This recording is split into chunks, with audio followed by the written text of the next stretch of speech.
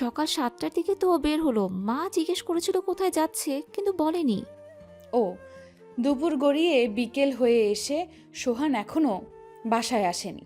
বিষয়টা খুব ভাবাচ্ছে আমাকে। যদিও বা তাকে দিয়ে আমার কিছু যায় আসে না, তবুও একটু টেনশন হচ্ছে। এদিকে সোহান লিজার ঠিকানা জোগাড় করে ওর বাসা খুঁজতে খুঁজতে হয়রান হয়ে গেল, ব্যর্থ হয়। লিজা আগের ঠিকানা নেই, বাড়িওয়ালার কাছ থেকে নতুন ঠিকানা জোগাড় করে খুঁজলো, কিন্তু দিন শেষে ফলাফল শূন্য। লিজার সাথে যেদিন শেষ কথা হয়েছে সেদিন শুনেছিলাম ও প্রেগনেন্ট। নিউজটা শোনার পরে ওর গালে ঠাস করে কয়েকটা চট বসিয়ে দিয়ে বলেছিলাম, তুই প্রেগনেন্ট হয়েছিস সেটা তোর নিজের দোষে। আমি কি তোর সাথে শুতে চেয়েছিলাম? তুই তো ঝড়ের রাতে নিজের ইচ্ছায় শুয়েছিলি। কই, তখন তো বলিসনি যে আমার সাথে বিনা প্রোটেকশনে শুয়ে যদি কোনো সমস্যা হয় তার দায়ভার তোমাকে বহন করতে হবে। এমন কথা তো বলিসনি। তবে আজ কেন এসব বলছিস? আমার কথা শুনে খুব কেঁদেছিল লিজা। কাঁদতে কাঁদতে বলেছিল, সোহান আমার পেটে যে সন্তান সেটা তোমার জন্মের সন্তান। তখন রেগে গিয়ে বলেছিলাম একদিন ভুল করে শুয়েছিলাম, এতেই তুই প্রেগনেন্ট হয়ে গেলি। শোন লিজা, তোর মতো মেয়েদের আমি ভালো করে চিনি। কতজনের সাথে শুয়ে পেট বাঁধিয়েছি সেটা বল। কত করে বুঝিয়েছিলেও বিশ্বাস করো সোহান, আমি কারোর সাথে শুইনি, একমাত্র তোমার সাথে শুয়েছি। পকেটে যত টাকা ছিল বের করে লিজার মুখের উপরে ছুড়ে দিয়ে বলেছিলাম, কালকে সকালে গিয়ে বাচ্চাটা অ্যাবর্শন করিয়ে নিবি। যত টাকা লাগে তোকে আমি দিব, দরকার হলে তোর সমস্ত খরচ বহন করব। তবু তোকে এই বাচ্চাটাকে অ্যাবর্শন করতে হবে। সোহান, তুমি না বলেছিলে আমাকে বিয়ে করবে? হা হা, বিয়ে করব কাকে? তোকে? নিজের দিকে একবার তাকিয়েছিস? শোন, জুতা যতই চকচক করুক না কেন সেটা পায়ে শোভা পায়, হাতে না। তেমনি তুই যতই সুন্দরী হও তবু তুই কিন্তু প্রস্টিটিউট, কথাটা মাথায় রাখবি। এই সোহান যখন বিয়ে করবে তখন কানের কাছে পিয়ানো বাজবে।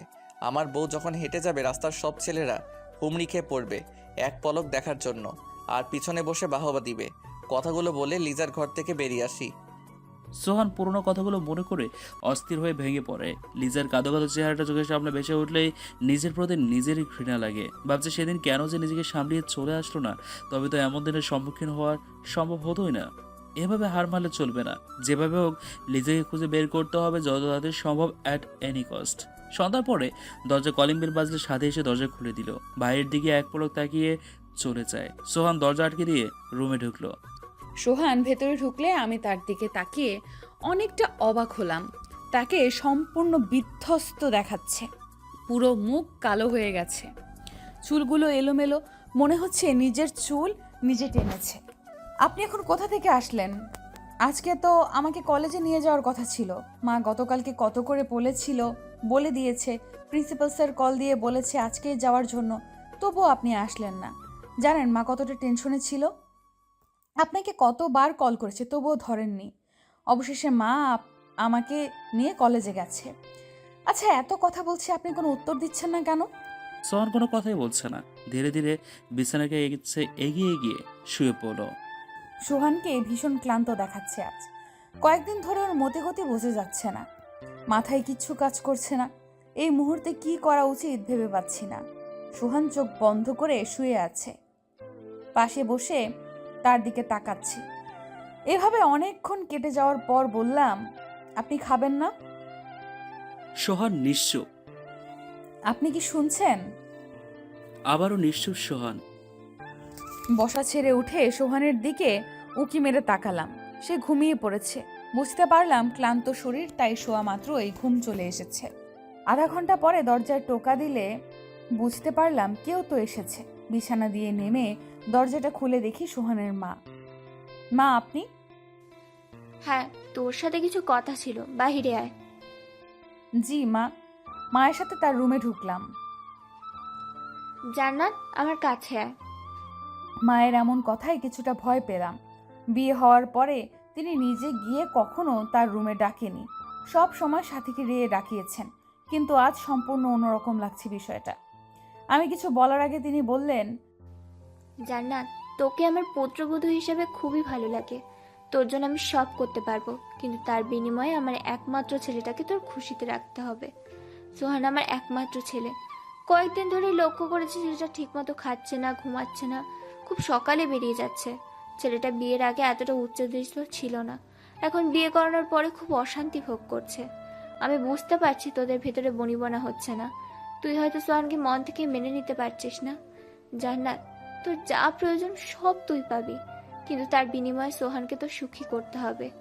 ওর মুখে চিন্তার ছাপ দেখলে বুকের ভিতরে চিনচির করে ব্যথা শুরু করে। আমি জানি না তোদের কি নিয়ে সমস্যা চলছে, তবুও আন্দাজ করতে পারছি বড় ধরনের কোনো সমস্যা হচ্ছে। মায়ের কথাগুলো শুনেই যাচ্ছি, কিছুই বলছি না। কি আর বলার, কপালে যা আছে তাই হচ্ছে। ওনার ছেলে যা যা করছেন সেটা যদি আমি বলি তাহলে হিতে বিপরীত হবে, কারণ সে তার ছেলের পক্ষেই কথা বলবে। তাই চুপচাপ শুনে যাওয়াই ভালো। শাশুড়ি সব সময় নিজের সন্তানেরই সাপোর্ট করেন, কখনো পরের জিয়ের সাপোর্ট করে না। জান্নাত, তোকে কিছু বলছি, তুই শুনতে পাচ্ছিস না? জি মা, শুনছি। তাহলে চুপ করে আছিস কেন? উত্তর দে। কিছু বলার নেই। কিছু বলার নেই মানে? সোহানের সাথে যত বড়ই সমস্যা হোক না কেন, সব কিছু ভুলে গিয়ে নতুন করে জীবন শুরু কর। স্বামীকে সুখে রাখতে পারলেই সবকিছু সম্ভব। একটা মেয়েই পারে পুরুষকে ভালো করতে। নারীর জন্যই পুরুষেরা খারাপ হয়, এটা মনে রাখবি। তোর সংসার তুই নিজের মতো করে আগলে রাখবি। দীর্ঘশ্বাস নিয়ে জি মা বলে দাঁড়িয়ে রইলাম। সোহানের মায়ের মুখে হাসি ফুটে উঠেছে, মনে হচ্ছে খুব খুশি হয়েছে। আচ্ছা জান্নাত, আমি রুমে যাই। সোহান উঠলে খাবারগুলো ওভেনে দিয়ে গরম করে দিস। আর তরকারি ঠান্ডা সোহানের পছন্দ না। আরেকটা কথা, সোহানের পছন্দ অপছন্দগুলো জেনে নিস। কখনো ওর অপছন্দের কাজ করবি না, দেখবি সংসার ভালো চলবে। আচ্ছা মা। মা চলে গেলে আমি রুমে ঢুকলাম। সোহানের পাশে এক কোণে চুপ করে শুয়ে পড়লাম। সোহান এখনো ঘুমোচ্ছে। দুপুরে অল্প করে খাওয়াতে খুব খিদে পেয়েছে, কিন্তু তাকে রেখে একা একা খাওয়াটা ভালো দেখাচ্ছে না। আধা শোয়া অবস্থায় শুয়ে আছি। রাত তখন 2:30 বাজে। হঠাৎ ঘুম ভাঙলো আমার। চোখ মেলে তাকিয়ে দেখি সোহানের মুখের উপর মোবাইলের লাইটের আলো জ্বলছে। এত রাতে তিনি মোবাইলে কি করে? আপনি ঘুম থেকে উঠলেন কখন? আমার গলার আওয়াজ শুনে তড়িঘড়ি করে মোবাইলটা বালিশের নিচে লুকিয়ে রেখে বলল, এই তো একটু আগে। তুমি উঠে গেলে কেন? ঘুম ভেঙে গেছে। কিন্তু আপনি এত রাতে মোবাইলে কি করছেন? আমাকে দেখে মোবাইলটা লুকিয়ে রাখলেন কেন? কি আছে মোবাইলের ভেতরে? আবদা আবদা করে সোহান বলল, কি থাকবে মোবাইলে? কিছুই না। জান্নাত, আমার ভীষণ খিদে পেয়েছে, 1 কাপ কফির সাথে বিস্কুট আনবে প্লিজ? বিষয়টাকে খুব হালকাভাবে নিলাম। আপনি বসেন, আমি নিয়ে আসছি। রান্নাঘরে ঢুকে কফি বানিয়ে মগে ঢেলে পিরিচে করে বিস্কিট নিয়ে রুমে আসলাম। কফির মগটা হাতে দিয়ে বিস্কুটের পিরিচটা বিছানার পাশে রেখে রুমের লাইট জ্বালাতে যাব, তখনই সোহান বাদ সাধল। জান্নাত, কি করছো? লাইন জ্বালালে খেতে মজা নেই, তুমি এসে খাওয়া শুরু করো। অন্ধকারে খাওয়া যায়? কোথায় অন্ধকার? ডিম লাইটের আলোয় তো সমস্ত রুম আলোকিত হয়ে গেছে। এমন আলোয় খাওয়ার মজাই আলাদা। সোহান কফির মগে চুমুক দিচ্ছে আর বিস্কুট খাচ্ছে। কিছুক্ষণ পর পর এদিক ওদিক তাকাচ্ছে। খাওয়া শেষ করে সোহান শুয়ে পড়ল। আমিও সোহানের পাশে শুয়ে পড়লাম। মাথাটা ঝিমঝিম করছে। মনে মনে ভাবলাম যেইভাবেই হোক সোহানের মোবাইলটা চেক করতে হবে। পরের দিন সকালে সোহান ওয়াশরুমে ঢুকেছে। আমি নাস্তা রেডি করার জন্য নিচে যাব, তখনই সোহানের ফোনে মেসেজ আসলো। না চাইতেও সোহানের ফোনটা চেক করলাম। যখন তার উপর সন্দেহ হয় তখন চেক করে সন্দেহটা দূর করাই শ্রেয়। নিলয়ের নাম্বার থেকে মেসেজ এসেছে। সোহান, তুই তো এবার পুরোই ফেসে গেছে জানিস। খুব কষ্টে তোর আর লিজার মেসেজগুলো পেয়েছি। তুই যখন লিজার মেসেজগুলো ঢোকা দিছিলি তখনই মেসেজগুলোর স্ক্রিনশট আমাকে সেন্ড করেছিল। মেসেজটুকু পড়ে হাত পা ঠান্ডা হয়ে গেছে। তবে সোহানের ফোনে আজকে পাসওয়ার্ড ছিল না বলে দেখার সৌভাগ্য হলো। এরপরে নিচে যা দেখলাম তা দেখার জন্য মোটেও প্রস্তুত ছিলাম না। স্ক্রিনশটগুলো এমন ছিল। হাই জান, কোথায় তুমি? আমি তো অফিসে। আজকে বাসায় আসবে কখন? তোমাকে খুব মিস করছি। তোমাকে না দেখে থাকতে পারছি না। হ্যাঁ জান, আমি জানি তুমি খুব হট। তোমাকে দেখলে নেশা করার দরকার পড়ে না। কিন্তু কন্ডোম তো দরকার পড়ে। তোমার ভেতরে তো এখনো যায়নি, তাহলে বুঝলে কিভাবে যে কন্ডোমের দরকার পড়ে কিনা? হা হা হা। এটা না হলে তো আমি প্রেগনেন্ট হয়ে যাব, তখন তো আর সময় পাবে না। বিয়ে করে আমাকে ঘরে তুলতে হবে। এখন কোনো বিয়ে বাচ্চা সবের দরকার নেই। যদিও ভুলবশত হয়ে যাও তাহলে অ্যাবর্শন করে নিবে। আমি কোনো ঝামেলা চাই না, তবে খুব সাবধানে, নিলয় জানি বুঝতে না পারে। বুঝতে পারবে না। গুড গার্ল, তাই তো তোমাকে প্রথম দেখে পাগল হয়ে গেছি। ডার্লিং, কখন আসবে? ওয়েট করতে পারতেছি না। এতদিনের পরিচয়, আজকে তোমাকে কাছে পাবো, তাও যদি দেরি করে আসো তাহলে কেমনে হয় বলো? জলদি চলে আসো। ওকে জান, আসতেছি। লিজা সোহানের চ্যাটিংয়ের স্ক্রিনশটগুলো নিলয় একে একে মেসেঞ্জারে পাঠিয়েছে। সবগুলো পড়ার পর মেসেজ করলো, শালা মনে আছে তো, এক রাতের জন্য জান্নাতকে আমার চাই, না হলে তোর আর লিজার ভিডিও ইন্টারনেটে ছেড়ে দিব। মেসেজটা দেখে শরীরের সমস্ত লোম খাড়া হয়ে গেল। তাড়াতাড়ি উপরে গিয়ে দেখি একটা ভিডিও, ক্লিক করতেই চলতে লাগলো। দেখেই বুকটা ধরফর করে উঠল। লিজার সাথে সোহানের অন্তরঙ্গতা দেখে তাড়াতাড়ি মোবাইলটা রেখে নিচে চলে আসলাম। ছি সোহান, এতটা বাজে লোক! আমি কখনো বুঝতে পারিনি ও এতটা বাজে হবে। বিয়ের আগে অন্য মেয়ের সাথে শারীরিক সম্পর্ক করে আমাকে ঠকিয়ে বিয়ে করেছে। তাই তো বলি, তার শরীরে এত ঝাঁজ আসে কোথা থেকে? আমার শরীর ঘিন ঘিন করছে, রাগে শরীরটা কাঁপছে। ডাইনিং রুমে ঢুকে টেবিলের সামনে দাঁড়িয়ে আছি, চোখ দিয়ে অঝরে পানি পড়ছে। নিজের প্রতি নিজেরই ঘৃণা লাগছে। এতদিন ভেবেছিলাম সুহান বড়লোকের ছেলে বলে আমাকে ওর পছন্দ হয়নি, হয়তো বাবার চাপে পড়ে আমাকে বিয়ে করতে বাধ্য হয়েছে। মানুষ বিয়ের আগে যতই খারাপ থাকুক না কেন, বিয়ের পরে ভালো হওয়ার চেষ্টা করে, কিন্তু তার ভেতরে এমন কোনো চিন্তাধারা নেই। তার শুধু শরীরের প্রতি ঝোঁক। এমন লুচ্চা মানুষ জীবনে দেখিনি। নিজের বউকে রেখে অন্য নষ্টা মেয়েদের সাথে রাত কাটিয়ে শেষে কিনা সাধু পুরুষ সাজে। মানুষ কতই আজব, ভাবলেও অবাক লাগে। সবচেয়ে কষ্ট লাগলো নিলয়ের মতো ছেলে কি করে আমাকে এক রাতের জন্য চাইলো। সোহান কোনো প্রতিবাদ করলো না। সোহান কি পুরুষ নাকি জানোয়ার? ওর জায়গায় অন্য কোনো পুরুষ হলে এতক্ষণে নিলয়ের জিভ টেনে ছিঁড়ে ফেলতো। আফসোস লাগলো সোহান এমনটা করেনি। ভাবনার মাঝে কারো হাতের স্পর্শে চমকে উঠলাম। পেছনে তাকিয়ে দেখি সোহান। মৃদু হেসে চেয়ারের ওপর বসলো সোহান। না চাইতেও নাস্তা বেড়ে সোহানকে দিলাম। খাওয়া শেষ করে হাত ধোয়ার জন্য বেসিনের সামনে গেল। তখনই সোহানের মা এসে বলল, সোহান, তোর ছোট খালা ভীষণ অসুস্থ হয়ে পড়েছে। আমি সাথীকে নিয়ে যাচ্ছি, তুই আর জান্নাত বাসায় থাকিস। জান্নাতকে একা রেখে কোথাও যাস না আবার। আমরা 2 দিনের মধ্যেই ফিরে আসবো। ঠিক আছে মা। সকাল 10টার দিকে মা সাথীকে নিয়ে চলে গেল। সবাই চলে গেলে সোহান ব্যাংকে চলে যায়। যাওয়ার সময় দরজা লক করে দেয়। সন্ধ্যার আগে দরজার লক খোলার শব্দে বুঝলাম সোহান এসেছে। আমি সোফার উপর বসে বসে টিভি দেখছি। রুমে ঢুকে আমার দিকে তাকিয়ে চুপচাপ নিজের রুমে ঢুকলো। হাত মুখ ধুয়ে বেরিয়ে এসে বলল, জান্নাত খিদে পেয়েছে, কিছু বানিয়ে দাও। টিভির রিমোটটা রেখে রান্নাঘরে ঢুকলাম। শর্টকাট কি বানানো যায় ভাবতে লাগলাম। হঠাৎ খেয়াল আসলো গরম গরম সবজি বড়া বানিয়ে নিলেই হয়। আমি তো এবারের কাজের লোক। আমার কাজ শুধু স্বামীর সাথে রাত কাটানো আর দিন হলে কামলা দেওয়া।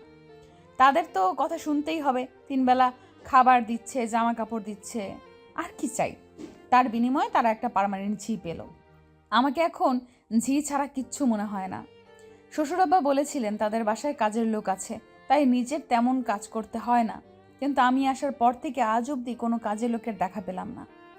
এদিকে ভাবতে ভাবতে চোখের পানি আর নাকের পানি একাকার হয়ে গেছে। হাত দিয়ে পানি মুছে আবার কাজ করছি। সবজি বড়া বানানোর পরে গরম গরম চুলা থেকে নামিয়ে সাথে কফি আর রুমে ঢুকলাম। সোহানের সামনে রেখে বললাম, খেয়ে নিন গরম গরম সবজি বড়া। এটা আবার কি জিনিস? জীবনেও তো খাইনি। দীর্ঘশ্বাস নিয়ে বলল, এটা গরিব লোকদের সন্ধ্যা নাস্তা। বাসায় কিছু না থাকলে ময়দা অথবা আটার সাথে ঘরে থাকা কয়েক প্রকারের সবজি দিয়ে মেখে গরম তেলে ছেড়ে ভাজা হয়। আপনারা বড়লোক মানুষ এসব খাবেন কি করে? আপনাদের সন্ধ্যায় নাস্তা থাকে noodles, chicken fry, French fry, cutlet, Mughlai, burger, green, naan, kebab, আরও নাম না জানা অনেক খাবার যা আমরা চোখেই দেখিনি। আপনাদের একদিনের বিল দিয়ে আমাদের 1 মাসের মাসিক বাজার হয়। জানেন গরিব মানুষদের কত কষ্ট হয়? কতদিন না খেয়ে কষ্ট করেছি। অভাবের সংসারে নুন আনতে পান্তা ফুরিয়ে যায়। সোহানের মেজাজ এবার পুরো গরম হয়ে গেছে। রাগে কটমট করতে থাকে। জান্নাত, এসব কি শুরু করেছো তুমি? সবজি বড়া বানিয়ে এনে এত কথা বলছো কেন? খুব অন্যায় করে ফেলেছি, মাপ চাচ্ছি। আপনার কাছে আর কখনো নাস্তা খেতে চাইবো না। খাবার রেখে উঠে দরজা খুলে যাওয়ার সময় বললাম, কোথায় যাচ্ছেন? লিজার কাছে? কন্ডম নিয়ে এসেছেন কোনটা? আমাকে দেখাবেন না? আর ওই নিলয়ের কাছে আমাকে এক রাতের জন্য পাঠাতে কত নেবেন? নিলয় কিন্তু হেপি দেখতে, খুব স্মার্ট আর সেক্সি। তা কবে পাঠাবেন আমাকে বলুন তো? আমার যে আর তর্স হয়েছে না। লিজার নাম শুনে সোহান অবাক হয়ে যায়। বুঝতে পারলো না জান্নাত লিজার নামটা কিভাবে জানলো, তবে আন্দাজ করলো। তুমি আমার মোবাইল ধরেছো? কেন, ধরা পড়ে গেছেন তাই না? ভাবছেন এইসব কথা আমি কিভাবে জানলাম? সোহান দাঁত মুখ খিটে একাকার করে চিৎকার দিয়ে বলল, জান্নাত, তুমি আমার মোবাইল ধরেছো কেন? সত্যি কথাগুলো বলার জন্য রাগ করেছেন বুঝি? রাগ করে লাভ নেই, সত্যিটা কখনো চাপা থাকে না। তাছাড়া আপনি যে সাধু ধোয়া তুলসী পাতা নয় সেটা আমিও জানতাম। এতদিন চুপ ছিলাম কেন জানেন? আমার কাছে কোনো প্রুফ ছিল না, কিন্তু এখন আমার কাছে আছে। আপনি এতটা নোংরা কখনো কল্পনাও করতে পারেনি। আপনি লিজার শরীরকে স্পর্শ করে আবার আমার শরীরকে অপবিত্র করেছেন। আচ্ছা, যদি ফ্রিতে মেয়েদের সাথে শুতে পারতেন তবে বিয়ে করলেন কেন? নাকি বউকে দিয়ে বিজনেস করানোর জন্য? বড়লোকেরা বুঝি এইভাবেই ধনী হয়। এর জন্যই বড়লোকদের দু চোখে দেখতে পারতাম না। আমার বাবা বড়লোক বাপের একমাত্র সন্তান দেখে আমাকে বিয়ে দিয়ে দিল, কিন্তু ছেলের চরিত্র যে কতটা নোংরা সেটার খোঁজ করেনি। অবশ্য খোঁজ করলেও পাওয়া যেত না। টাকা থাকলে কেউ বদনাম করার সাহস পায় না। যদি তার এলাকায় থাকতে হয়, আপনি বিয়ের আগে কতজন মেয়েদের সাথে এইভাবে রাত কাটিয়েছেন? আমাকে বিয়ে করার পরেই বা কয়জনের ভেতরে গেছেন একটু সঠিকভাবে বলবেন? সোহানের পুরো শরীরে আগুন জ্বলছে জান্নাতের কথা শুনে। চোখ দুটো দাউ দাউ করে জ্বলছে আগুনের মতো। মনে হচ্ছে জান্নাতকে এক্ষুনি গলা টিপে মেরে ফেলবে। আমি আবারও বলতে শুরু করলাম, আচ্ছা, আপনার এত ক্ষমতা আসছে কোথা থেকে? কতজনকে প্রতি রাতে মন ভরাতে পারবেন? আমি কত পুরুষদের দেখেছি, কিন্তু আপনার মতো এত চরিত্রহীন লোক দেখিনি। আপনি চাইলে পেছনে করা পাপ কাজগুলো ছেড়ে দিয়ে তওবা করে ভালো হয়ে যেতে পারতেন, কিন্তু না, আপনি তা করেননি। কারণ আপনার দম্ভ খুব বেশি। গরিব মানুষকে একদম সহ্য করতে পারেন না। ভেবেছিলাম আমার চেয়ে ডাবল বয়সের ছেলের সাথে বিয়ে হলেও হয়তো বা সে আমাকে পৃথিবীর সমস্ত সুখ দেবে। সবাই বলতো বয়স্ক স্বামীরা নাকি বউ পাগল হয়, কিন্তু আমার ধারণা সব ভুল প্রমাণ হলো। জানি না, হয়তো এমনটাই ভাগ্যে লেখা ছিল। আমার অপরাধ কোথায় বলুন তো? আমার সমস্ত চাওয়া পাওয়া বিসর্জন দিয়ে আপনাকে নিয়ে নতুন করে বাঁচার স্বপ্ন দেখেছিলাম, আর আপনি আমার সব স্বপ্নকে দুমড়ে মুচড়ে পানিতে ফেলে ভাসিয়ে দিয়েছেন, কাগজের টুকরোর মতো করে। আমার জীবনটা এভাবে নষ্ট করে দিলেন কেন? আপনি কি মানুষ? আমি যদি ডাক্তার হতাম তাহলে আপনার রক্ত নিয়ে পরীক্ষা করে দেখতাম আপনার শরীরে মানুষের রক্ত আছে কিনা। সকালে যখন মেসেজগুলো পড়ছিলাম আমার পায়ের নিচ থেকে মাটি সরে গিয়েছিল। মনে হচ্ছিল মাথার উপরে পুরো আকাশটা ভেঙে পড়েছিল, যার ভার আমি নিতে পারছিলাম না। আপনারা আমাকে এবং আমার পরিবারকে এইভাবে ঠকাবেন এটা ভাবতে পারিনি।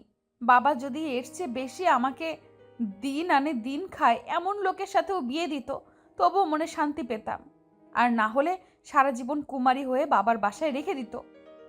আপনার মতো নারীর লোলুপ ছেলের সাথে মেয়েকে বিয়ে দেওয়ার চেয়ে কেটে নদীর জলে ভাসিয়ে দিলেও বোধহয় ভালো হতো। অনেকক্ষণ নিজের রাগটাকে কন্ট্রোল করলো সোহান।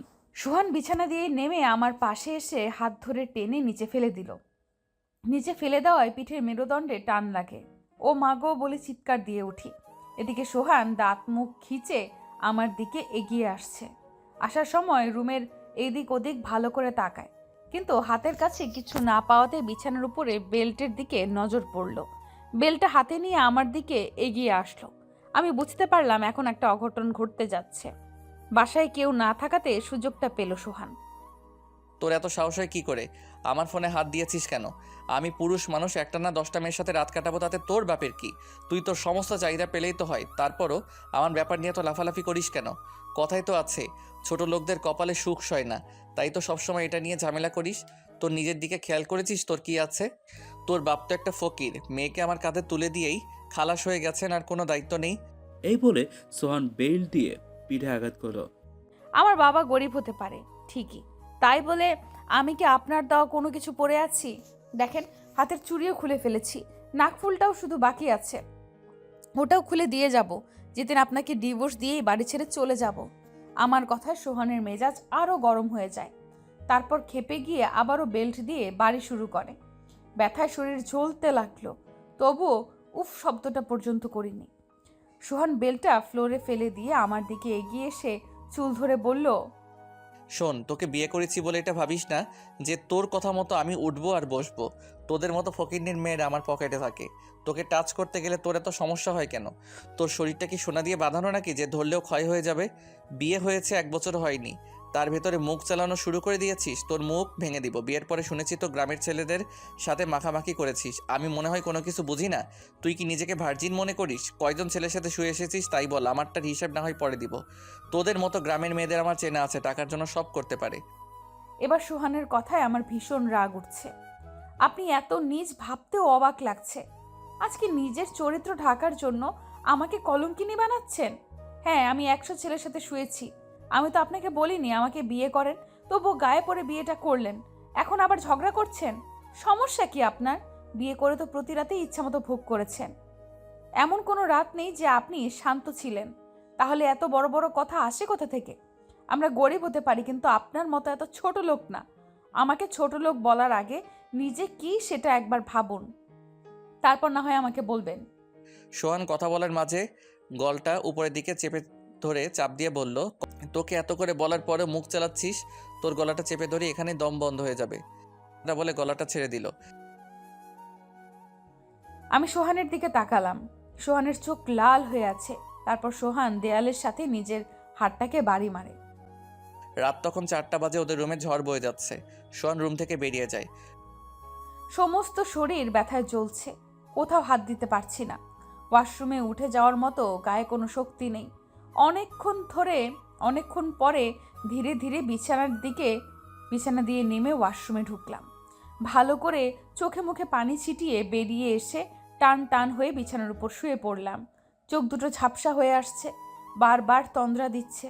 শুয়ে শুয়ে সিদ্ধান্ত নিলাম সোহানের সংসার আর করব না। ওর মতো লোকের সাথে এক ছাদের নিচে থাকা সম্ভব না।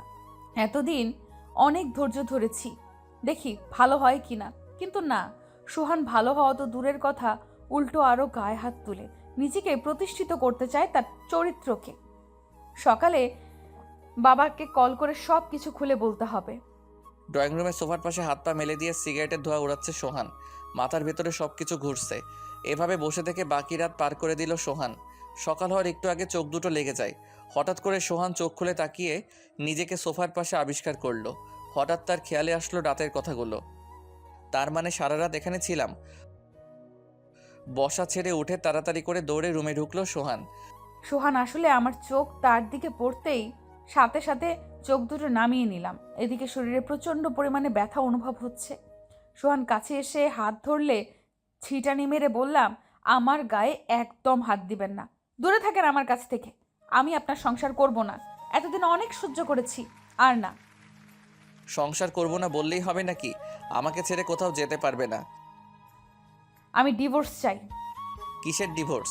আমি কোনো ডিভোর্স দিতে পারবো না। আমার ঘর থেকে কোথাও যেতে পারবে না। আমাকে আপনার ঘরে রেখে তারপর নিলয়ের বিছানায় পাঠিয়ে দেবেন, এমন কোনো প্ল্যান করেছেন তাই না? আমি বেঁচে থাকতে এমনটা হতে দিব না। আমি কাল সকালে বাসে বাড়ি চলে যাব। জান্নাতের কথা শুনে সোহান আকাশ থেকে পড়ার মতো অবস্থা। জান্নাত, তোমার মাথা ঠিক আছে? তুমি আমার কাছ থেকে যেতে চাইলে জীবিত যেতে পারবে না। কি করবেন? মেরে ফেলবেন? আমাকে মেরে ফেলুন, তাহলে আমার চেয়ে আর কেউ খুশি হবে না। আপনার মতো জানোয়ার স্বামীর সাথে সংসার করার চেয়ে মরা অনেক ভালো। এতটা সোজা নয় মরে যাওয়া। আপনার মোবাইলটা দিন, আমি বাবাকে কল করব। ফাইজলামি করছো কেন? তুমি আমার বিয়ে করা বউ, তাই আমি যা বলবো তাই শুনতে হবে। হাসালেন আপনি। আমি আপনার বিয়ে করা বউ না, আমি হলাম আপনার ভোগের সামগ্রী। আমাকে বিয়ে করেছেন শুধুমাত্র পুরুষত্ব মেটানোর জন্য, তাছাড়া অন্য কোনো কারণ নেই। যে স্বামী তার বউকে বাসায় একা পেয়ে জানোয়ারের মতো গায়ে হাত তুলতে পারে, সে স্বামী নামের কলঙ্ক। ঘৃণা লাগছে আপনার মুখ দেখতে। আপনার ওই মুখটা আমি আর দেখতে চাই না। দয়া করে আমাকে একা থাকতে দিন। সোহান রাগে ফোঁসাতে ফোঁসাতে রুম থেকে বেরিয়ে গেল। সোহান গিয়ে সোফার উপর শুয়ে পড়লো। হঠাৎ তার মোবাইলটা বাজতে লাগলো। মেজাজ গরম করে মোবাইলটা হাতে নিয়ে নিলয়ের নাম্বারটা দেখে আরও খেপে যায় সোহান। কয়েকবার বাজার পরে রিসিভ করে বলল, হ্যাঁ নিলয় বল। সোহান, তুই তো কোনো কিছু বললি না ভাবির ব্যাপারটার বিষয়ে। তোর কি অন্য চিন্তাভাবনা আছে নাকি? শোন, যতই লুকোচুরি করিস না কেন, আমি কিন্তু বিন্দুমাত্র ছাড় দিব না। নিলয়, তোর সাথে আমি দেখা করতে চাই। কালকে দেখা করতে পারবি? জান্নাতের বিষয়ে কথা বলবো। ঠিক আছে, কালকে এরিনা হোটেল আসবি সন্ধ্যা 7টার ভেতরে। ঠিক আছে। কলটা কেটে মোবাইলটা ছুঁড়ে ফেলে দিয়ে ঝিম দিয়ে কিছুক্ষণ নিচু করে ভাবতে লাগলো সোহান। কিছুক্ষণ এভাবে বসে থাকার পরে আস্তে আস্তে উঠে ওয়াশরুমে ঢুকলো সোহান। ভীষণ খিদে পেয়েছে তার। তাড়াতাড়ি ফ্রেশ হয়ে বেরিয়ে এসে ডাইনিং রুমে ঢুকলো। ফ্রিজ খুলে ভালো করে দেখলো কোনো খাবার আছে কিনা। কোনো খাবার না থাকে সোজা কিচেনে ঢুকলো। কিচেন থেকে বেরিয়ে জান্নাতের রুমে ঢুকে ডাকতে লাগলো। সোহানের ডাক কান পর্যন্ত আসছে, তবুও কোনো সাড়া না দিয়ে শুয়ে রইল জান্নাত। রুমে ঢুকে বলল, জান্নাত, তোমাকে ডাকছি, তুমি কি শুনতে পাচ্ছ না? আমার খুব খিদে পেয়েছে, কিছু বানিয়ে দাও জলদি। কোনো সাড়া না পেয়ে মেজাজ গরম করে রাগে ফুঁসতে লাগলো সোহান। তোমাকে যে রাগারাগি করি তাতে আমার দোষ হয়ে যাচ্ছে। আর তুমি যে কথার কোনো জবাব দিচ্ছ না তাতে কি আমার রাগ হচ্ছে না? আমার শরীরে কি রক্ত মাংস নেই? জান্নাত, আবারও বলছি, আমার খিদে পেয়েছে। এবার মুখ খুলল জান্নাত। বিছানায় শোয়া থেকে উঠে রাগান্বিত কণ্ঠে বলল, আপনার খিদে পেয়েছে, তাতে আমি কি করব? বাসায় কিছুই নেই, আপনি দোকানে গিয়ে নাস্তা করে নিন। তাছাড়া আমি এখন নাস্তা বানানোর মতো অবস্থায় নেই। জান্নাতের দিকে এক পলক তাকিয়ে রুম থেকে বেরিয়ে যায় সোহান। মাথার ভেতর হাজারো চিন্তা কাজ করছে। নিলয়ের সাথে এভাবে যেভাবে হোক মিউচুয়ালে আসতে হবে। যত টাকা লাগে নিলয়কে দিয়ে মুখ আটকানোর চেষ্টা করতে হবে।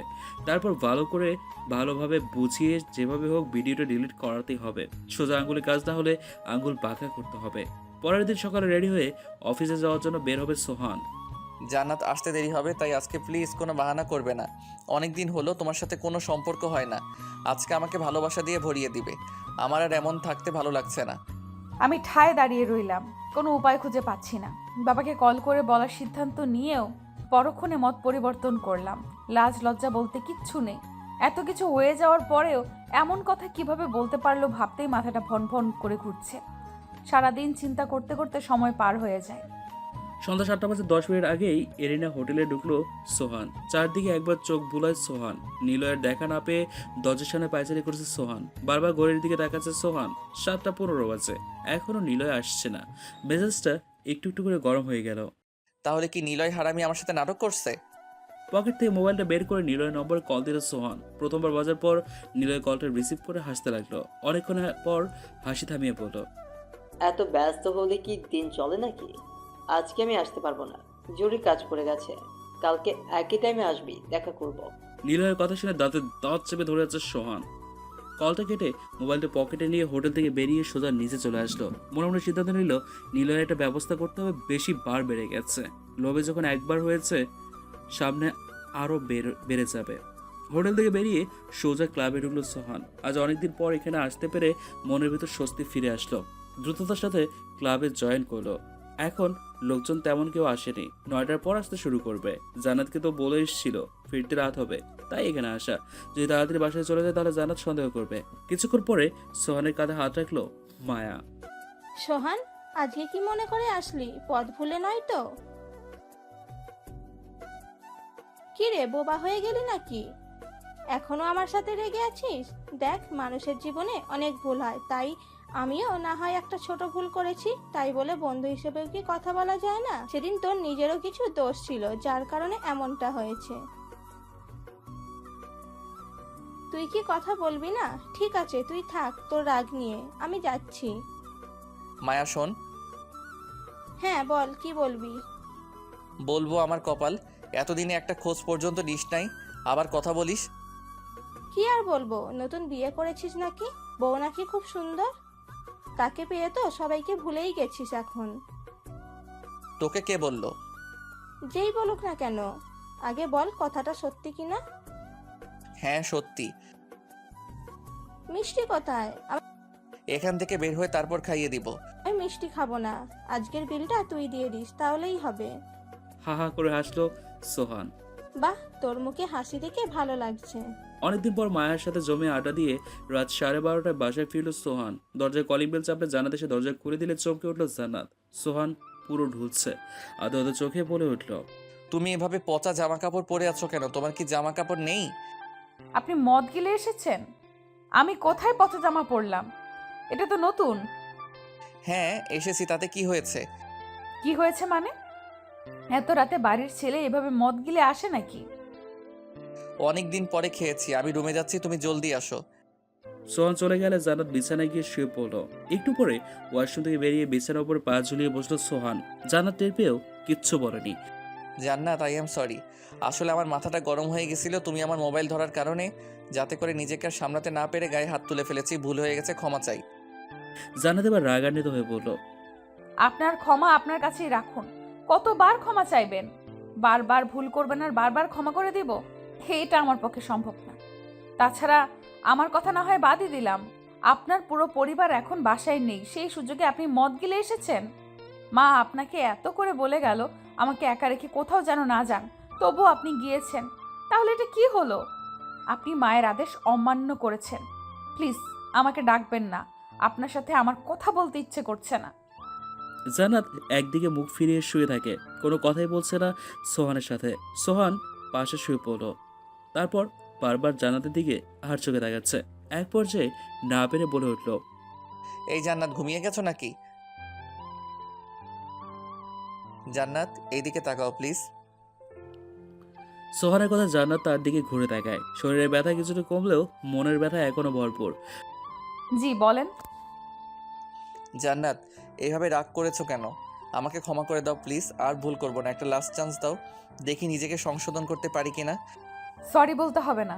আমি কে যে আমার কাছে সরি বলবেন? সেদিন তো খুব করে মেরেছেন, আজ না হয় আর একটু মারেন। এই কথাগুলো বলে লজ্জা দিও না। প্লিজ, আমি ঘুমাবো। আচ্ছা, গুড নাইট। রাত প্রায় 2টো। জান্নাত আড়মোড়া দিয়ে অপর পাশ ফিরে দেখে সোহান তাকিয়ে আছে তারই দিকে। আপনি এখন সজাগ? তুমি আদর না করলে ঘুম যে আসবে না? বেশি ন্যাকামি হচ্ছে না? কিসের ন্যাকামি জান্নাত? এই যে বললেন আদর না করলে ঘুম আসবে না, এতদিন তো কখনো এমন কথা বলেননি, আজ হঠাৎ করে বললেন কোন স্বার্থে? সোহান কথার মাঝে জান্নাতকে তার দিকে টেনে নিল, তারপর জান্নাতের চুলগুলো সরিয়ে ঘাড়ে আলতো করে চুমু দেয়। জান্নাত সোহানের চুমুর স্পর্শে কেঁপে ওঠে। সোহান জান্নাতের দুর্বলতাকে কাজে লাগিয়ে ঠোঁট দখল করে নিল। জান্নাত কিছু বোঝার আগেই সোহান জান্নাতের মাঝে ডুব দিল। কোনো বাধা দেওয়ার সুযোগ পেল না জান্নাত। রাত 6:45 বাজে। সোহান ক্লান্ত হয়ে হাত পা মেলে দিয়ে ঘুমিয়ে পড়লো। জান্নাত নিজের কাপড় ঠিকঠাক করে সোহানের পাশে শুয়ে পড়লো। চোখ দিয়ে পানি পড়ছে তার। কি করবে কিছুই বুঝতে পারছে না। এমন একটা পরিস্থিতিতে পড়েছে যেখান থেকে বের হওয়ার কোনো সুযোগই নেই। হঠাৎ জান্নাতের খেয়াল আসলো আজকে তো কোনো প্রোটেকশন ইউজ করেনি, তাহলে কি হবে এখন? যদি প্রেগনেন্ট হয়ে যায় তাহলে তো সমস্যা হয়ে যাবে। যার সংসার করার ইচ্ছে নেই তার জন্মের সন্তানকে কিভাবে নিজের পেটে ধরবে সে? তার দেওয়ার সন্তানকে, বাচ্চাকে নষ্ট করার মতো পাপ কাজ দুনিয়াতে একটাও নেই। সোহান তো ঘুমিয়ে পড়েছে। রাতে কি করেছে হয়তো সকালে ভুলে যাবে।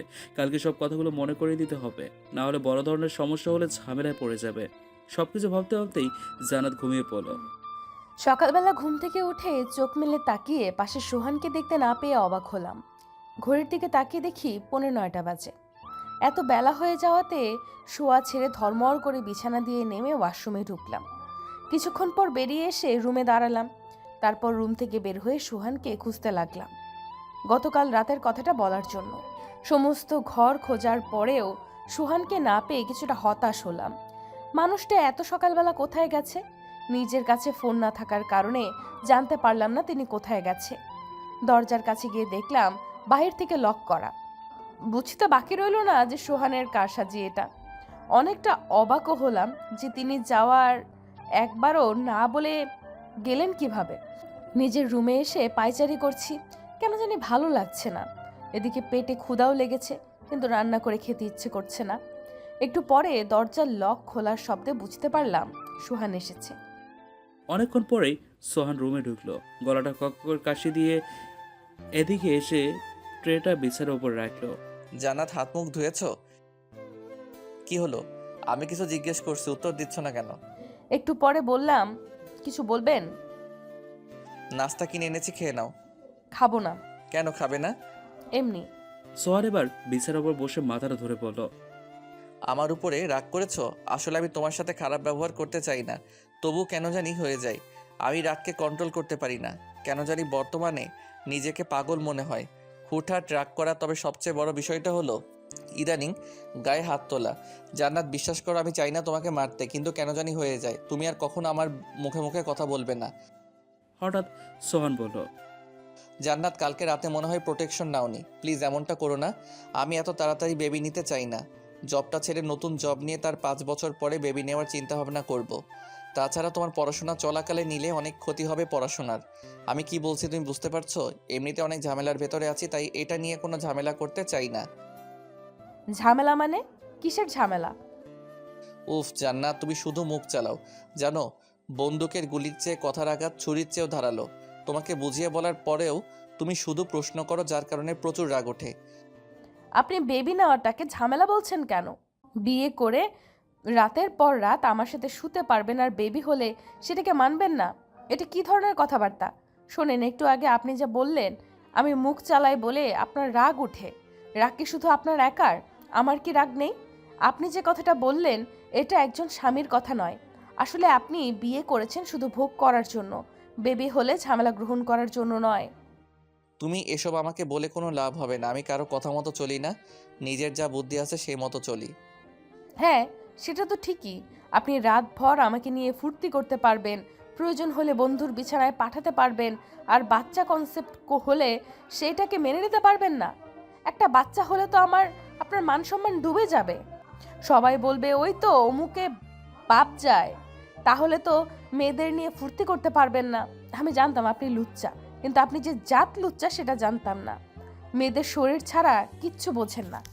তার চেয়ে একটা কাজ করেন, আমাকে ডিভোর্স দিয়ে দেন, তাইলেই আপনার এ ধরনের কোনো চিন্তা করা লাগবে না। নিশ্চিন্তে সব করতে পারবেন। প্রতিদিন পতিতালয়ে যাবেন আর নতুন নতুন মেয়েদের শরীর উপভোগ করবেন। তুমি কি চাচ্ছ আমি তোমার সাথে না শুই? ঠিক আছে, শুলাম না।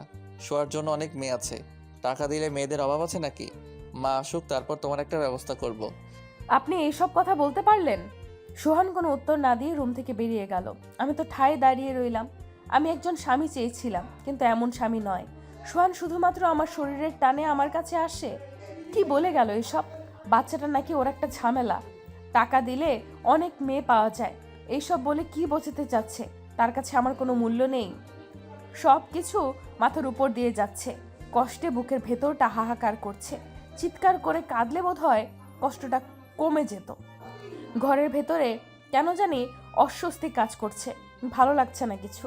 মাথাটা ঝিমঝিম করছে, সমস্ত শরীর ভিজে একাকার হয়ে গেছে। এসির ঠান্ডা বাতাস সহ্য হয় না বলে সিলিং ফ্যান চালিয়ে বসে আছি। মিডল ক্লাস পরিবারের তো, তাই এসির ঠান্ডা বাতাস শরীরে মানায় না। বাবা মার সাথে কথা বলতে ইচ্ছে করছে, কিন্তু কিভাবে? সাথীও নেই যে ওকে বলবো। চিন্তায় খাওয়া দাওয়া বন্ধ হয়ে গেছে। এই বাড়ি থেকে বের হতে পারলে বোধ হয় স্বস্তি ফিরে আসতো। এখানে থাকতে দম বন্ধ হয়ে মরে যাব। দুপুর গড়িয়ে বিকেল হয়ে এলো। সোহানের কোনো পাত্তা নেই। আমাকে আটকে রেখে অফিসে চলে গেছে। একবারের জন্য বলেও যায়নি। খুব রাগ উঠছে নিজের উপরে। কেন মেয়ে হয়ে জন্মালাম? ছোটবেলায় যখন অ্যাক্সিডেন্ট করেছিলাম তখন মরে গেলে এসব সহ্য করা লাগতো না। যখন সেই অ্যাক্সিডেন্টের কথা ভাবি তখনই বুকটা ধুক করে ওঠে। হায়াত ছিল বলে বেঁচে ফিরেছি, নতুবা মোটর সাইকেলের সাথে ধাক্কা খেয়ে মাথায় গুরুতর আঘাত পাওয়ার কারণে ডাক্তার বলেছিল কোমায় চলে যাওয়ার সম্ভাবনা আছে। অপারেশনের পরে জ্ঞান না ফিরলে তাদের পক্ষে কিচ্ছু করার নেই। আমার অপারেশনে বাবা প্রায় 2.5 লক্ষ টাকা ব্যয় হয়ে গেছে। গ্রাম থেকে ঢাকায় রেফার করলে সরকারি হাসপাতালে এমন ক্রিটিক্যাল পেশেন্ট ভর্তি করবে না বলে জানায়। অবশেষে বাবার পরিচিত একটা প্রাইভেট ক্লিনিকে অ্যাডমিট করে অপারেশন করে। সুস্থ হওয়ার পরে বুঝতে পারলাম জীবনে মা বাবা ছাড়া কেউ আপন নেই। কথায় তো আছে, এক বোঝে মায়, আরেক বোঝে গায়ে। মা যদি সন্তানের কষ্ট না বুঝতো তাহলে সন্তানের অস্তিত্ব থাকতো না। কথাগুলো মনে করতে করতে দীর্ঘশ্বাস নিলাম। বর্তমানে জীবনটা একটা নরকে পরিণত হয়েছে। চাইলেও এই নরক থেকে বের হতে পারবো না, কিন্তু এখান থেকে যেইভাবেই হোক বের হতে হবে, না হলে আমি বাঁচবো না। কিন্তু কিভাবে বের হব কোনো উপায় খুঁজে পাচ্ছি না। সোহান তো বলে গেল মা আসলে আমার একটা ব্যবস্থা করবে, কিন্তু কি সেটা খুব জানতে ইচ্ছে করছে। দুপুরে কিভাবে রান্না করে নাকে মুখে খেয়ে শুয়ে পড়লাম। চোখ বন্ধ করলে চোখের সামনে সব কিছু ভেসে ওঠে। তবুও চোখ বন্ধ করে ঘুমানোর চেষ্টা করলাম। রাতে সোহান বাসায় এসে ফ্রেশ হয়ে খাবার খেয়ে রুমে ঢুকলো। আমি জানলার গ্রিল ধরে দাঁড়িয়ে আছি। সোহানের উপস্থিতি টের পেয়ে মুখটা ঘুরিয়ে তার দিকে তাকালাম। দেখলাম তার মুখটা অন্ধকার হয়ে আছে, শার্টটা ভিজে পানিতে চুপচুপ করছে। খুব চিন্তিত মনে হচ্ছে। তাকে জিজ্ঞেস করার জন্য মুখ খুলতে গিয়ে আবারও বন্ধ করলাম। অনেকক্ষণ বসে আছে চেয়ারের উপরে। এবার আর চুপ করে দাঁড়িয়ে থাকতে পারলাম না। আপনার কি শরীর খারাপ? এভাবে ঘামাচ্ছেন কেন? কি হলো, কথা বলেন। জান্নাত, তোমার সমস্যা কি? আমার সামনে থেকে যাও, না হলে মেজাজ গরম হলে সমস্যা হয়ে যাবে। মুখ ভেঙচি কেটে চলে গেলাম ড্রয়িং রুমে। সোফার উপরে বসে টিভি দেখছি। অনেকক্ষণ টিভি দেখতে দেখতে কখন যেন সোফার উপরে ঘুমিয়ে পড়লাম। যখন ঘুম ভাঙলো তখন নিজেকে বিছানার উপরে আবিষ্কার করলাম। ঘড়ির দিকে তাকিয়ে দেখি রাত 4টে বাজে। তখন মনে পড়লো আমি তো সোফার উপরে ছিলাম, তাহলে রুমে আসলাম কিভাবে? পরে বুঝতে পারলাম সোহান হয়তো বা নিয়ে এসেছেন। এমন ঘুম ঘুমালাম যে টেরই পেলাম না কখন আমাকে নিয়ে এলো। সোহানের দিকে পাশ ফিরে কিছুক্ষণ তাকিয়ে আবার চোখ বন্ধ করে শুয়ে পড়লাম। মাথাটা হঠাৎ করে ঝিমঝিম করছে। কয়েকদিন ধরে হাজারো চিন্তা মাথার ভেতরে ঘুরপাক খাচ্ছে, যার কারণে রাতে ঘুমাতে পারছি না বলে মাথা ব্যথা করছে। সোহানের মা আসার অপেক্ষা করছি, তিনি এলে তার ছেলের সমস্ত বিষয় তুলে ধরবো।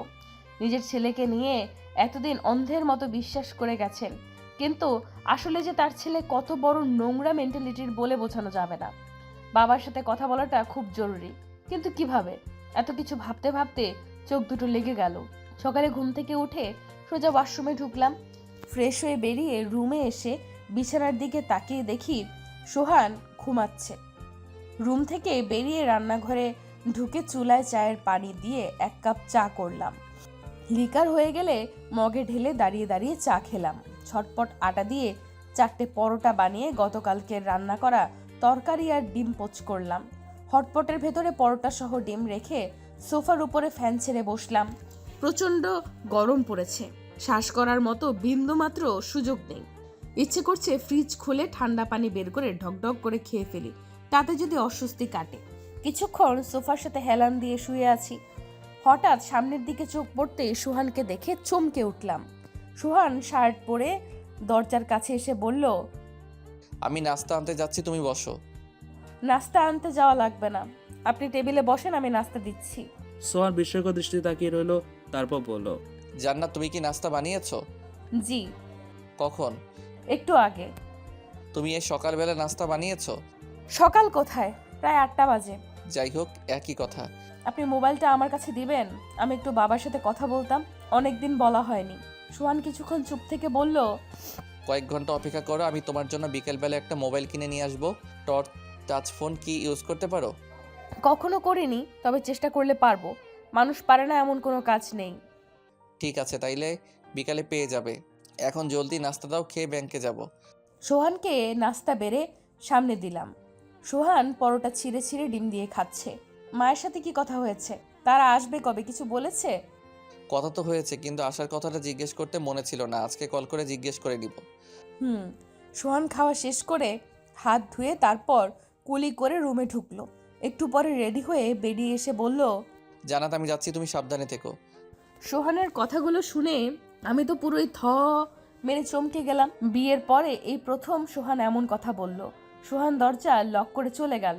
নাস্তার টেবিলের পাশে দাঁড়িয়ে বেশ অনেকক্ষণ চিন্তা করলাম সমস্ত বিষয় নিয়ে, কিন্তু মাথায় কিছুই কাজ করছিল না। দুপুরে খাওয়া দাওয়া করে শুয়ে পড়লাম ঘুমানোর উদ্দেশ্যে, কিন্তু ঘুম তো আসছে না, মাথাটাও ঝিমঝিম করছে। বিছানার উপরে এপাশ ফিরছি তো ওপাশ, কিছুতেই ঘুম আসছে না। সোহানের মতিগতি ভালো লাগছে না। সোহানকে আমার কাছে সাইকো মনে হচ্ছে। হঠাৎ মনে পড়লো রাতের প্রোটেকশনের ব্যাপারটা তো সোহানকে জানানো হয়নি। সন্ধ্যার পরে সোহান রুমে এসে আমার হাতে মোবাইলের প্যাকেট ধরিয়ে দিল। জান্নাত, এই নাও, তোমার জন্য ফোন কিনে এনেছি। প্যাকেটটা হাতে নিয়ে তো অবাক হয়ে গেলাম। তিনি তার কথা ঠিক রেখেছেন। একদিন তো বলেছিলেন মেয়েদের ফোন ব্যবহার করার পক্ষে সে নয়, তবে হঠাৎ কি এমন হলো যে সে নিজে থেকে ফোন কিনে দিতে চাইলো এবং যেই বলা সেই করা। খুব অবাক হয়ে তাকিয়ে রইলাম তার মুখের দিকে। সোহান তার মাকে কল দিল। আসসালামু আলাইকুম মা, কেমন আছেন? বাবা, সাথী কেমন আছে? ওয়ালাইকুম সালাম। আলহামদুলিল্লাহ, সবাই ভালো আছে। জান্নাত কোথায়? এই তো আমার পাশে আছে। জান্নাতের কাছে দিয়ে কথা বলবো। সোহান ফোনটা আমার কাছে এগিয়ে দিল। ফোনটা কানের কাছে ধরে হ্যালো বলতেই মা বলল, জান্নাত, কেমন আছিস? কোনো খোঁজ খবর নাই, মায়ের কথা কি একবারও মনে পড়েনি? পড়েছে তো মা, কিন্তু আমার তো ফোন নেই। কথা বলার সময় সমস্ত শরীরে তীব্র থেকে তীব্রতর ব্যথা করছে, তবুও কাউকে বুঝতে না দিয়ে স্বাভাবিকভাবে কথা বলতে লাগলাম। মা, আপনিও তো একটিবারও কল করে কথা বলেননি, আপনিও তো ভুলে গেছেন। আমি যখন তোকে চেয়েছি সোহান বলেছে হয় তুই ঘুমাও, না হলে সোহান অফিসে। আমি বারবার করে বলে গেলাম তোকে একা রেখে যেন কোথাও না যায়, তবুও সোহান গেছে, বিষয়টা আমার মোটেও পছন্দ হয়নি। যাই হোক, আমারই ভুল হয়েছে, তোকে একটা মোবাইল কিনে দিলে ভালো হতো, তাহলে এত ঝামেলা লাগতো না। মা, আপনারা কবে আসবেন? আল্লাহ বাঁচালে কালকে আসবো। ঠিক আছে মা। কথা বলা শেষ হলে সোহান ফোনটা নিয়ে অন্য রুমে চলে গেল। আমি গম্ভীর হয়ে চুপচাপ বসে রইলাম। সোহানের মা আসলে সবকিছু বলে স্বামীর সংসার ছাড়বো। এমন স্বামীর ঘর করতে মন চাচ্ছে না। একটু পর সোহান রুমে এসে আমার পাশে বসে বলল, জান্নাত, মোবাইল পছন্দ হয়েছে? দীর্ঘ সময় নিয়ে বললাম, পছন্দ আর অপছন্দের কিছুই নেই। জীবনে মোবাইল তো ইউজ করিনি, তাই জানিও না যে মোবাইল কেমন হয়। তাছাড়া আপনি যখন নিয়ে এসেছেন অবশ্যই ভালোই হবে। ভিতরে সিম ভরা আছে, তুমি এখন তোমার বাবার সাথে কথা বলো। অবাক হয়ে সোহানের দিকে তাকালাম। আরেকটা কথা, বাবার সাথে কথা বলো ঠিক আছে, তবে আমার বিপক্ষে কোনো কথা বলবে না। তোমার আর আমার ভিতরে যা আছে সেটা স্বামী স্ত্রীর ব্যাপার, বাইরের কারোর সামনে বলা যাবে না। সোহানের কথা শোনার পরে কি উত্তর দিব বুঝতে পারলাম না। মাথার ভেতরে শুধু একটা বিষয় কাজ করছে, সোহানের সাথে একসাথে থাকা সম্ভব না। হঠাৎ সোহানের ফোনটা বেজে উঠল। স্ক্রিনের দিকে তাকিয়ে অপরিচিত নাম্বার দেখে অনেকটা বিস্মিত হলো সোহান। কয়েকবার বাজার পরে কলটা রিসিভ করে কাপা গলায় বলল, হ্যালো, কে? আপনি কি সোহান বলছেন? নিলয় আপনার কি হয়? নিজের নাম শুনে আরও চমকে গেল সে। আপনি কে বলছেন? বলল, নিলয় আমার বন্ধু হয়, কিন্তু আপনি আমাকে সব জিজ্ঞেস করছেন কেন? কোনো সমস্যা হয়েছে? জি, নিলয়ের খুন হয়েছে। কে যেন নিলয়কে খুন করে লাশটা জঙ্গলে ফেলে দিয়ে গেছে। নিলয়ের খুন হয়েছে মানে? কথাটা বলেই জোরে চিৎকার দিয়ে উঠল সোহান। নিলয়ের খুনের কথা শুনে হাত পা থরথর করে কাঁপছে, মনে হচ্ছে দমটা বন্ধ হয়ে যাচ্ছে। কিছু ভেবে পাচ্ছে না কি করবে, তবুও নিজেকে সামনে নিয়ে কাঁপা কাঁপা গলায় বলল, নিলয়ের মা বাবাকে কল করে জানাচ্ছি। আসার কথা শুনে আরও কাঁপা কাঁপা গলায় বলল, ঠিক আছে, আমি কিছুক্ষণ পরে আসছি। সোহান মোবাইলটা রেখে দিয়ে ঝিম মেরে দাঁড়িয়ে আছে, মাথা বেয়ে দরদর করে ঘাম পড়ছে। জান্নাত সোহানের দিকে আচোকে দেখে অনেকক্ষণ কিছু জিজ্ঞেস না করে শুধু তাকিয়ে তাকিয়ে দেখছে সোহানকে। জান্নাতের বলার জন্য মুখ খুলবে, তখনই সোহান বলল, জান্নাত, নিলয় খুন হয়েছে। কি বলেন, কিভাবে? জানি না, এইমাত্র কেউ একজন কল করে বলল যে নিলয় খুন হয়েছে। আমাকে ঘটনাস্থলে যেতে বলেছে। আপনার কি মাথা খারাপ হয়ে গেছে? চেনা নেই জানা নেই আপনাকে কল করে নিলয়ের খুনের কথা বলবে কেন? আপনি একটু চিন্তা করে দেখুন তো, এটা কি আদৌ সম্ভব? নিলয়ের খুন হয়েছে মানলাম, কিন্তু তারা আপনার নাম এবং নাম্বার কোথায় পেল? বিষয়টা একটু কেমন রহস্য লাগছে না আপনার? হুট করে কারো খুনের কথা পুলিশকে না জানিয়ে আপনাকে জানাবে কেন? আপনি তো নিলয়ের কিছুই হন না, তাহলে যেখানে বাবা মাকে জানানোর কথা সেটা না করে আপনাকে বলল, আমার কাছে সন্দেহজনক লাগছে। আরেকটা কথা, নিলয়ের মা বাবা যদিও মৃত্যুর খবরটা না পায়, তাইলে আপনি নিলয়ের বাবার কাছে কল দিয়ে পুরো ঘটনাটার সত্যতাটা যাচাই করুন। একজন অপরিচিত লোক আপনাকে যেতে বললেই আপনি যাবেন, এটা কেমন কথা? যদি আপনাকে ফাঁসানোর চেষ্টা করে তাহলে কি করবেন? মানুষকে বিশ্বাস করতে নেই, দিনকাল ভালো না। যদি আপনার পুরনো কোনো শত্রু হয়ে থাকে তাহলে তো সমস্যায় পড়বেন। জান্নাতের কথাগুলো শুনে সোহান পুরো অবাক হয়ে যায়। কি বলবে কিছুই বুঝতে পারছে না। জান্নাতের কথা জোর আছে, এটা মানতে হবে। তবুও জান্নাতকে কিছু বুঝতে না দিয়ে চুপ করেই কিছুক্ষণ নিজে নিজে ভাবলো, জান্নাত, তোমার কি সত্যি মনে হয় কেউ আমাকে ফাঁসানোর জন্য এমনটা করছে? আমি তো কারো কোনো ক্ষতি করিনি। হয়তোবা। আসলে আজকাল বোঝা যায় না কে সত্যি বলছে আর কে মিথ্যা। আপনার কাছে মনে হচ্ছে কারো ক্ষতি করেননি, কিন্তু তার কাছে মনে হয়েছে আপনি তার ক্ষতি করেছেন। বিষয়টা এমনও হতে পারে আমি শুধু ধারণা করলাম মাত্র। সত্যি যে এমন হবে এটা বলা যায় না। যাই হোক, আমার যেটা মনে হয় বললাম, বাকিটা আপনার ইচ্ছা। ঠিক আছে। সোহান সোজা হাঁটা শুরু করলো রান্নাঘরের দিকে। আমিও ফ্যাল ফ্যাল করে তার পথের দিকে তাকিয়ে রইলাম। একটু বাদে হাত ভর্তি মগ নিয়ে রুমে ঢুকলো সোহান। এখন সোহানকে কিছুটা হলেও স্বাভাবিক মনে হচ্ছে। মানুষটার সাথে বিয়ের এতদিন পরেও তাকে চিনতে পারলাম না, এটা খুবই দুঃখজনক হলেও সত্যি। কিন্তু ভাগ্যের লেখন বদলানো যায় না, এটা চিরন্তন সত্য। সোহান রুমে ঢুকে মগটা এগিয়ে দিয়ে বলল, নাও, কফি খেয়ে শরীরটা চাঙ্গা করে নাও। হাত বাড়িয়ে কফির মগটা হাতে নিলাম। মগে চুমুক দিতে দিতে বললাম, আপনার কি মনে খুশির দোলা লেগেছে নাকি? এতক্ষণ মনমরা হয়েছিলেন আর এখন পুরো চাঙ্গা, কাহিনী তো কিছুই বুঝলাম না। সব ঠিকঠাক আছে তো, নাকি মাথার ভেতরে অন্য কিছু ঘুরছে? হ্যাঁ, সব ঠিক আছে, তুমি কফি খাও। কফি খাওয়া শেষ করে মগটা টেবিলের উপরে রেখে মোবাইল চাপতে লাগলো সোহান। অনেকটা বিরক্ত লাগছিল আমার। ততক্ষণে সোহানের ফোন আবারও বেজে উঠল। স্ক্রিনের দিকে তাকিয়ে চোখ দুটো বড় হয়ে গেল, মনে হচ্ছে ভূত দেখার মতো অবস্থা। স্ক্রিনের উপরে নিলয়ের নাম্বারটা ভেসে উঠেছে। তোতলাতে তোতলাতে বলল, এ কি, নিলয়ের নাম্বার থেকে কে কল করেছে? একটু আগে তো বললো নিলয়ের নাকি লাশ পাওয়া গেছে। তাহলে কি নিলয়ের আত্মা কল করেছে? সোহান কথাগুলো বলছে আর ভয়ে ভয়ে কাঁপছে। এবার আর বসে থাকতে পারলাম না। ফোনটা নিজের হাতে নিয়ে হ্যালো বলতেই অপর পাশ থেকে একজনে বলল, নিলয় যে কোনটা হয়েছে সেটা তো সোহানকে কনফার্ম করে বলা হয়েছে, তবুও লাশটা দেখার জন্য আসলো না কেন? বন্ধুর লাশ দেখতে না এসে পারলো কিভাবে? মানুষ তো মানুষের জন্য, কিন্তু সোহান এত বড় পাষাণ হইল কিভাবে? লোকটির কথা থামিয়ে বললাম, কে আপনি? তাছাড়া সোহান নিলয়কে দেখতে যাবে কি যাবে না সেটা তার একান্ত নিজস্ব ব্যাপার। আপনি এত নাক গলানোর কে? শোনেন, লাশ পাওয়া গেছে তো সেটা সোহানকে বারবার বলছেন কেন? পুলিশকে ইনফর্ম করেন, তাইলে তারা এসে সবকিছুর ব্যবস্থা করবে। শুধু শুধু একটা মানুষকে হয়রানি করার কি আছে? ওয়েট ম্যাডাম, আপনি কি বলছেন বুঝতে পারছেন? আমি সোহানকে হয়রানি করতে যাব কেন দুপকে? আমার তো আর দায় পড়েনি, সব কিছু একটা লিমিট আছে। ঘটনাস্থলে সোহানের চশমা পেয়েছি, তাই বুঝতেই তো পারছেন সোহান সন্দেহ তালিকায় পড়েছে। পুলিশে জানানোর আগে সোহানের সাথে কথা বলাটা দরকার, শেষে হিতে বিপরীত হবে। আপনি এত নিশ্চিত হয়ে কি করে বলছেন যে চশমাটা সোহানের? আপনি কি খুন করার সময় সোহানকে দেখেছেন? না, দেখিনি। তবে চশমাটা নিশ্চিত করে কিভাবে বলছেন ওটা সোহানের? একরকম চশমা তো অহরহ পাওয়া যাচ্ছে, তাইলে এটা কোন ধরনের কথা? দেখুন ম্যাডাম, আপনার সাথে তর্ক করার কোনো ইচ্ছে নেই। যদি সোহান নির্দোষ হয়ে থাকে তাইলে সেটি ভিন্ন কথা, আর যদি দোষী প্রমাণিত হয় তাইলে এর ফলাফল ভালো হবে না। দীর্ঘশ্বাস নিয়ে কলটা কেটে দিয়ে সোহানের হাতে ফোনটা দিয়ে বললাম, জান্নাত, তবে কি সত্যি নিলয়ের মৃত্যু হয়েছে? আমার তো বিশ্বাস করতেই কষ্ট হচ্ছে। নিলয়ের নাম্বার থেকে কল এসেছে, বিষয়টা এখন ভাবাচ্ছে। জানি না, তবে বিশ্বাস করতে পারছি না। তাইলে আমি গিয়ে একবার দেখে আসবো? যদি আপনার সমস্যা না হয় তাইলে পরিচিত কাউকে নিয়ে যেতে পারেন, অন্তত পক্ষে নিজের মনকে সান্ত্বনা তো দিতে পারবেন। সোহান গাড়ি নিয়ে বেরিয়ে পড়লো। রাত অনেক বাজে, এখন কাউকে ডাকাটা তার ঠিক হবে না, তাই সে নিজে একা যাওয়ারই সিদ্ধান্ত নিল। গাড়ি চলছে ধীর গতিতে, সোহান চালাচ্ছে ঠিকই, তবে মনের ভিতরে অজানা ভয় কাজ করছে তার। সত্যি নিলয় মরেছে? যদি মরে থাকে তবে কে মারল ওকে? আমার জানা মতে তো নিলয়ের রিলেটিভ তেমন নেই। তবে কি বাহিরের লোক মেরেছে? কিন্তু আমার চশমাটা ঘটনাস্থলে কিভাবে পেল? সত্যি কি আমার চশমা? আদৌ কি এমনটা সম্ভব? হঠাৎ মনে পড়লো একবার তো নিচের চশমাটা নিলয়ের।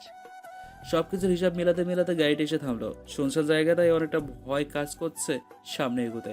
যতদূর চোখ যাচ্ছে কাউকে দেখতে পাচ্ছে না এমন অন্ধকার রাস্তায়। অনেকটা পথ এগানোর পর সিদ্ধান্ত নিল সামনে আর আগাবে না। হঠাৎ মনে পড়লো ওই নম্বরে কল দিয়ে একবার চেক করে সে এখন কোথায় আছে। পকেট থেকে ফোনটা বের করে নম্বরটাতে কল করলো সোহান, কিন্তু নম্বরটা সুইচ অফ বলছে। নম্বরটা বন্ধ দেখে সোহানের মাথায় আবারও চিন্তার ছাপ ফুটে উঠেছে। নম্বরটা বন্ধ কেন? তাহলে কি জানাতে কথাই সত্যি? গাড়িটা পেছনে মোড় ঘোরাতে গিয়ে সামনে কাউকে অস্পষ্টভাবে দেখতে পেল সোহান। ভালো করে খেয়াল করার চেষ্টা করলো, কিন্তু চেহারাটা কাপড় দিয়ে ঢাকা। দেখতে দেখতে গাড়ির একদম কাছাকাছি চলে এসছে।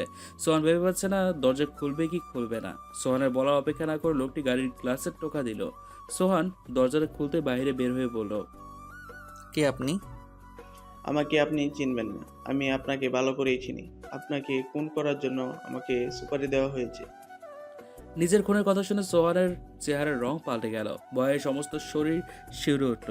রাস্তার সামনে দাঁড়িয়ে এপাশ ওপাশ চোখ করে দেখে জঙ্গলে ভরপুর, কোথায় পালাবে বুঝতে পারছে না। গাড়িতে হাত রাখতে গেলে লোকটি হাতের উপরে তার হাত রাখে। সোহান মনে মনে ভাবতে লাগলো, এবার বুঝি তার জান শেষ। এই জঙ্গলে মেরে ফেলে দিলে তার লাশেরও কোনো খোঁজ থাকবে না। লাশটা শকুন শিয়ালরা ছিঁড়ে ছিঁড়ে খাবে। কথাগুলো ভাবতে পারছে না। ভাবতে গেলে বুকের বাঁ পাশে চিনচিনে ব্যথা করে। সোহান পালানোর জন্য পা বাড়াবে, তখনই পেছন থেকে কেউ এসে মাথার উপরে বাড়ি মারে। সোহানের চোখ ঝাপসা হয়ে আসে, চোখ দুটো বন্ধ হওয়ার উপক্রম হয়ে যায়। ধপাস করে তার দেহটা মাটিতে লুটিয়ে পড়ে। মাটির উপরে শুয়ে পড়াতে তার সমস্ত শরীর কাঁপতে থাকে। পেছন থেকে কেউ অট্ট হাসিতে মেতে ওঠে।